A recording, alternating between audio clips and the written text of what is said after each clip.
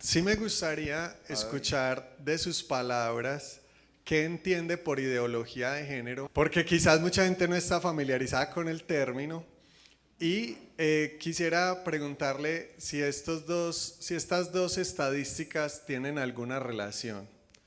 La primera, la que ya mencionamos, de que, como le dije, como les dije al inicio, se la escuché al padre Claudio, un padre misionero italiano de los misioneros javerianos, que dijo que, no sé leyendo en dónde, que solamente el 30% de los colombianos crecen con papá en la casa. Eso significa que el 70% o no está, o se fue, o lo mataron, o los abandonó, lo que sea.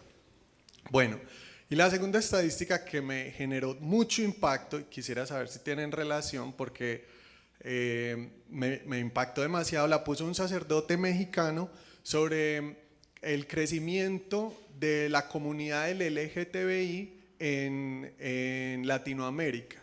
Y él decía que mayores de 50 años, la comunidad del LGTBI es algo así como el 2%. Mayores de 40 años, ya algo así como el 3.5%. Mayores de 30 años, ya crecía, por decir algo, a un 10%. Pero lo que me impactó fue que esa comunidad entre 15 años y 30 años llegaba a algo así como un 25-30%. Es decir, él hacía una comparación de cómo por la presión de lo que acabas de mencionar, de los medios de comunicación, de la música, etcétera, la comunidad LGTBI estaba creciendo de manera exponencial y de manera principal en los adolescentes, y de manera principalmente crecía en nuestros adolescentes. Entonces, esa es mi pregunta. Evidentemente, en un tiempo tan corto es muy difícil explicar una realidad que tiene toda una serie de variables, ¿no? Entonces, en algunas cosas no va a tener remedio que ser un poco simplista, ¿no? La ideología de género lo que plantea es una forma diferente, es un cambio de antropología. ¿Qué es la antropología? La antropología es la manera de concebir y entender al ser humano. A lo largo de la historia ha habido diferentes antropologías, es decir, diferentes maneras de entender y concebir al ser humano. Por ejemplo, hay una antropología platónica, hay una antropología aristotélica, hay una antropología cartesiana, kantiana, en fin, normalmente vinculada a la filosofía, porque la antropología es un logos, es decir, es una reflexión intelectual sobre el antropos, sobre el hombre. Curiosamente, en todas las antropologías había un elemento del que se partía como si fuera una evidencia. Y esa evidencia, que llega hasta al menos la década de los 60 del siglo pasado, esa evidencia es que la realidad del ser humano es que el ser humano es un ser sexuado, como sexuada es la naturaleza. Había algo en el pensamiento clásico, que hoy en día prácticamente de eso no se habla y es una lástima, pero había algo que se llamaba el derecho natural. Y el derecho natural partía de lo siguiente, de que la manera como funciona la naturaleza es un mandato de cómo debe funcionar el ser humano. Y por lo tanto el ser humano lee la naturaleza, aprende de la naturaleza, y eso que lee y aprende de la naturaleza lo vive en categorías humanas. Lo que pasa es que la humanidad lo lleva a un nivel más alto, porque la humanidad no solo se rige por el derecho natural, sino que también se rige por el derecho divino, es decir, por los mandatos de Dios, o por el derecho de la sociedad, el derecho civil, las leyes humanas. Pues muy bien, un elemento que era casi que evidente, casi no, un elemento que era evidente tomado del derecho natural es que hay macho y hembra y que el macho con la hembra se junta para tener descendientes. Y la humanidad concibió así la humanidad durante milenios, independientemente del concepto que se tuviera de hombre, fuera platónico, aristotélico, cartesiano, kantiano, marxista, no importaba. Independientemente del concepto que hubiera de quién era el hombre, cómo pensaba, cómo actuaba, cómo debía ser, todo partía del supuesto evidente tomado de la naturaleza de que el ser humano estaba hecho macho y hembra, y que macho y hembra porque el uno encaja en el otro y tienen hijos. Y tener hijos es la clave de la conservación, que eso también es tomado de la naturaleza, la conservación de la especie. Ustedes caigan en la cuenta de que nunca antes a la humanidad se le había ocurrido que sería adecuado tener como propósito dejar de ser especie, es decir, dejar de estar acá. Esas son de esas ideas que hay hoy en día. Y hay gente que dice que el mundo estaría mejor sin nosotros y que por lo tanto como especie humana deberíamos desaparecer. Es más, una de las hipótesis, recuerden que cuando hablamos de hipótesis es que eso no está probado, sino que es una teoría. Una de las hipótesis de dónde sale la ideología de género y sobre todo de dónde sale su publicidad y propaganda es justamente para hacer descender la fecundidad de la humanidad y que cada vez seamos menos. ¿Y de qué manera se puede lograr que seamos menos? Una buena guerra aquí, una buena guerra acá, ojalá una catástrofe nuclear aquí, hombre con hombre, mujer con mujer o viceversa. O simplemente parejas que no anhelan tener hijos y que no ven un hijo como una bendición, sino como una molestia. Y que por lo tanto es preferible tener animales de compañía y por lo tanto todo el boom de las mascotas. Hace unos meses di una charla en Río Negro a parejas que se hacían preguntas normales. Están mejor en Río Negro. Y al salir no, fue en una de las intervenciones. Una de las personas presentes decía: yo soy veterinaria y en este momento nos está yendo muy bien a los veterinarios. Claro, porque le va mejor a un veterinario que a un pediatra. Porque la gente en el perrito está dispuesta a gastarse lo que sea. Yo decía esta semana a mi comunidad, cada vez que paso del colegio a la casa o de la casa al colegio, siempre hay alguien paseando un perro. Y ya dudo de quién pasea a quién. Porque a veces veo más inteligente al perro. Entonces, si ustedes se fijan, hay una de las teorías de dónde sale esto es justamente reducir la natalidad, reducir la población, porque parece ser que en los planes macroeconómicos de los señores del mundo, de los dueños del mundo, eso sería interesante. Por eso no les extraña el ataque a la Iglesia Católica, porque la Iglesia Católica es prácticamente la última institución del mundo que todavía defiende la moralidad del bien y el mal, el sentido de lo correcto y de lo incorrecto, el valor de la vida, el valor del matrimonio, el valor de los niños. Y por eso el ataque frontal a la Iglesia. Eso es demasiado claro, ese ataque. ¿En qué consiste la ideología de género? En decirle a la gente que no tiene únicamente sexualidad, que fue lo que se dijo durante milenios, sino que además de eso tiene género. Pero que el género no es producto de cómo te envió la vida al mundo, sino que el género es un desarrollo de tu propia persona y tú eliges qué quieres ser. Y eso es una elección tuya. A ustedes no les tocó eso. Usted nació varón, señores, nació varón. Pues muy bien, usted nació varón y usted tuvo que decir, me toca aprender a ser hombre.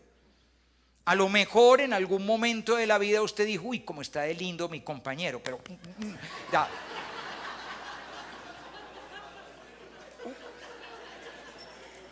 Y lo mismo, usted nació mujer y le dijeron, le toca ser mujer. A lo mejor en algún momento de su vida la persona que más la comprendió fue otra mujer y usted se abrazó con esa otra mujer, tú sí me amas y tú sí me comprendes, pero listo, ya. Ahora no, ahora resulta que usted es lo que quiera. Usted puede ser L, G, B, T, Q, I, plus, Z, alfa, beta, gamma y todo lo que le dé la gana. ¿Por qué? Porque lo que usted es dejó de ser algo que usted es y se convirtió en algo que usted hace según lo que sienta. Tanto que por eso usted puede ser gay una semana y bisexual a la semana siguiente. Porque al fin de cuentas tu orientación de género es una definición personal. Es algo que tú haces contigo.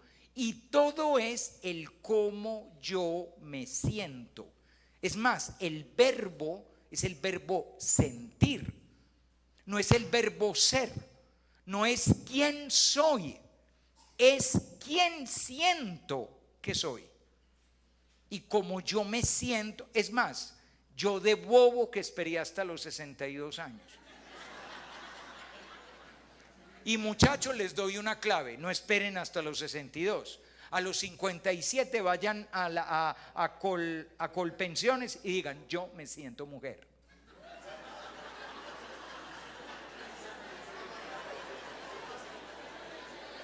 Y se jubilan tan bobos.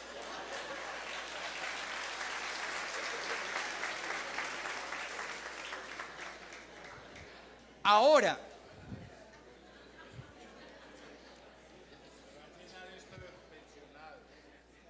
no, es que, no, y como todos tenemos nuestro gen femenino más bacano. Ahora, si las estadísticas de Juan David son reales o no, de todas maneras, ¿cuál es la cuestión? ¿Quiénes tienen una conciencia y un entendimiento más tierno porque apenas son personas en construcción?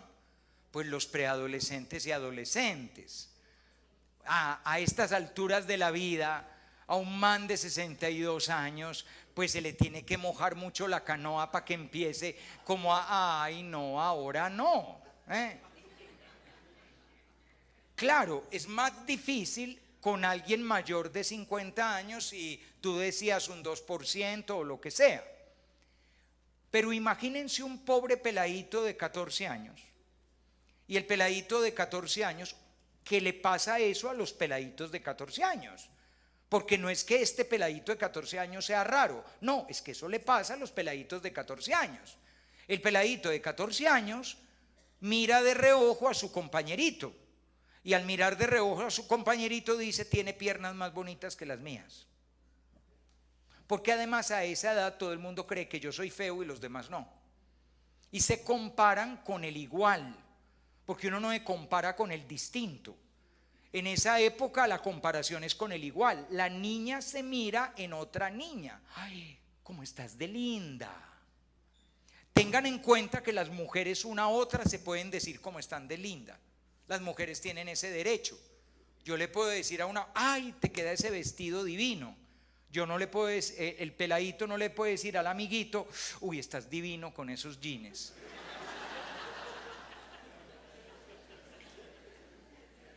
Es más, para decirle que está divino con esos jeans le tiene que decir: uy, hermano, qué blue jeans tan boleta, huevón.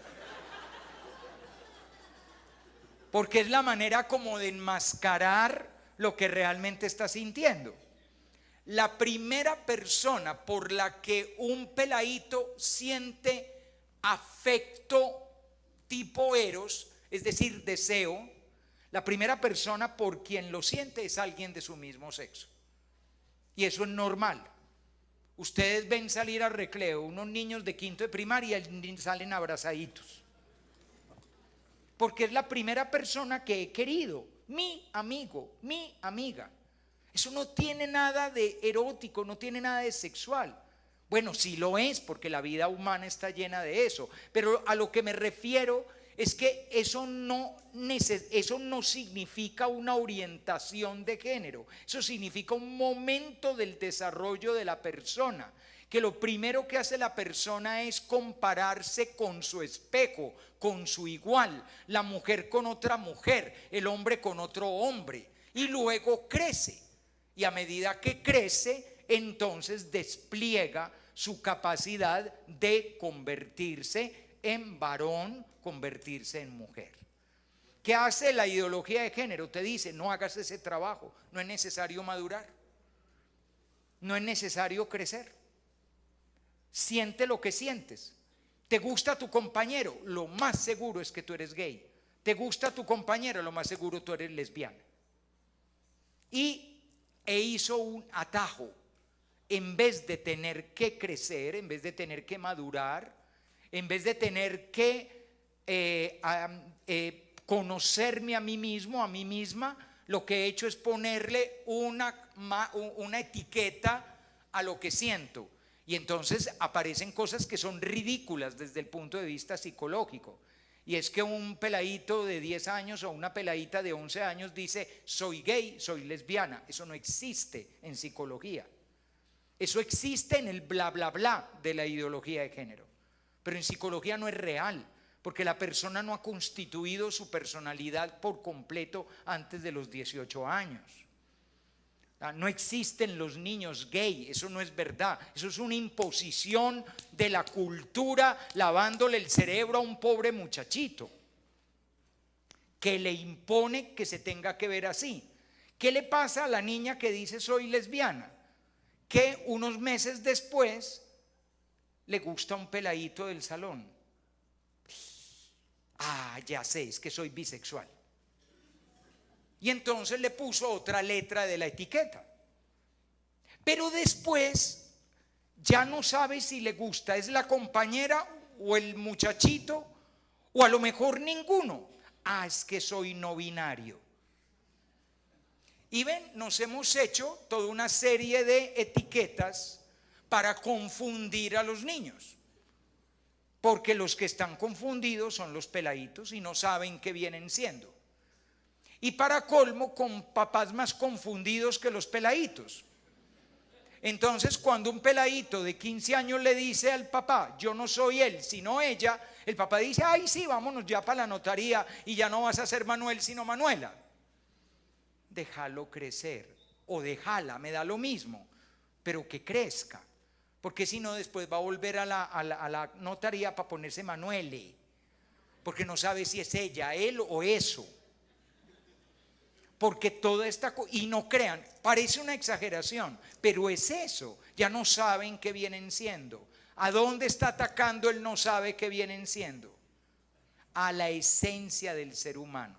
De nuevo, lo que está bajo ataque no es la familia, lo que está bajo ataque es la humanidad. Eso es lo que está bajo ataque, la humanidad. Y todo esto es pagado por unas corporaciones poderosísimas que tienen acceso a medios de comunicación, a universidades, a congresos, y es toda una agenda que van replicando en el mundo. Por eso en cada país aparecen los senadores que presentan la ley por el aborto, y en otro país aparecen los que presentan la de la eutanasia. En todos los lugares replicándose la misma cosa. Esto es como el COVID-19, pero mata más lento. Pero mata, porque mata a la humanidad. Y se lo venden a la gente de manera perfecta. Esto te hará libre. Fíjense la trampa. Ustedes han estado esclavizados siempre por la moral. La moral no los ha dejado ser lo que ustedes querían ser. Ya nos liberamos de la moral. Eso en filosofía se llama Federico Nietzsche. Ya nos liberamos de la moral. Y tú al fin puedes ser libre como un niño jugando en la playa. ¿Y qué era lo que quería Nietzsche? Matar al hombre. Bonito, ¿no? Pero resulta que el hombre tiene un defensor. ¿Quién es el defensor del hombre? Dios. Por eso, ¿a quién tiene que matar Nietzsche? A Dios. ¿A quién están matando? A Dios. La ideología de género mata al hombre, pero para poder matar al hombre tiene que matar a Dios. Por eso mata todo lo religioso. Por eso no les extrañe que están arrancando a Dios de los corazones de las personas, arrancando a Dios de las familias, arrancando a Dios de las escuelas. Todavía nos dejan enseñar religión. Yo creo que nos quedan 3 o 4 años, si acaso, y ya nos lo prohibirán. Llegará el momento en que estas reuniones las tendremos que hacer a escondidas, arriesgando la vida. Porque el defensor de la dignidad humana es Dios. Y les estorba muchísimo. Porque por culpa de Dios no lo pueden destruir todo. Perdónenme lo apocalíptico, pero creo que es verdad.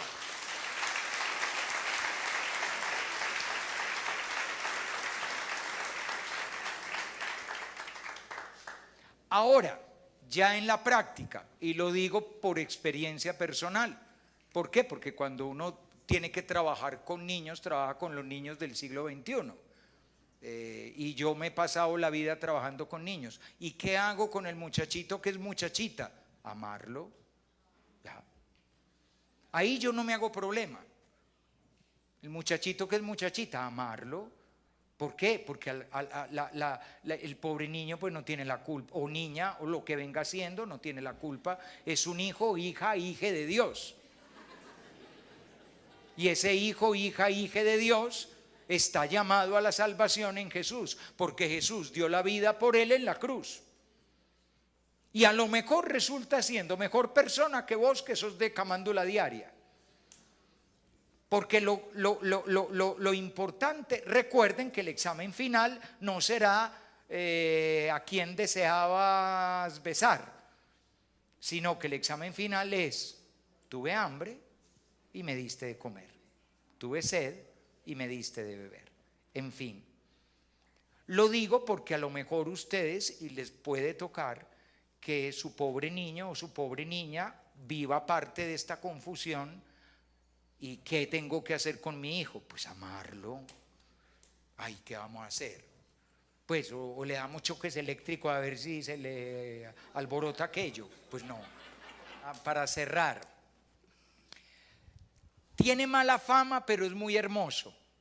Algún día, no será pronto, Juan David, algún día venimos y les hablaré de la carta a los Efesios. Y en la carta a los Efesios, San Pablo dice algo que al oído del siglo XXI suena feo. Y es aquello de que el hombre es cabeza de la mujer. Y que las mujeres deben ser dóciles al marido. Evidentemente, como todas ustedes son unas mujeres liberadas, ustedes ya sacaron de la Biblia la carta a los Efesios. Entonces, ¡zas! ¿No? ¿Cómo va a ser cabeza mía semejante señor que ni piensa, no? Pues les cuento lo siguiente. En la antropología paulina, que es antropología semita del siglo I, la cabeza no es pensamiento. De hecho, para la época no sabían que lo que pensaba era la cabeza. creían que lo que pensaba era el alma. Entonces, esa idea de que la cabeza es la que piensa, es la inteligente, es la rectora, porque ahí está el cerebro, no, esa no es la idea de San Pablo. Para San Pablo la cabeza es la fuente de la vida. Cuando tú le cortas la cabeza a alguien, le quitas la vida. La vida de la iglesia es Cristo. Por eso Cristo es la cabeza de la iglesia. La vida de la esposa es el esposo. Esa es tu misión. Y en muchísimas parejas tenemos el mundo al revés. El esposo cree que la esposa le tiene que dar vida, cuando es él el que comunica la vida. Y si sigue leyendo Efesios, San Pablo le dice que tiene que hacer: amarla de tal manera que la pueda presentar inmaculada, intachable y santa delante de Dios. ¿Cómo les quedó el ojo?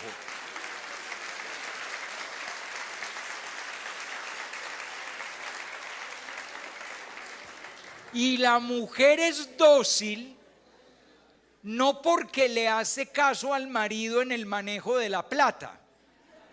Mi amor, deme para pagar el mercadito. Ya le di lo del mes. No, es ahí, no es ahí donde hay que ser dócil. Ahí sáquele la plata que también es suya. Donde la mujer es dócil es que deja que ese marido, que es como Cristo, porque tiene vida de Cristo, la salve, se deja salvar.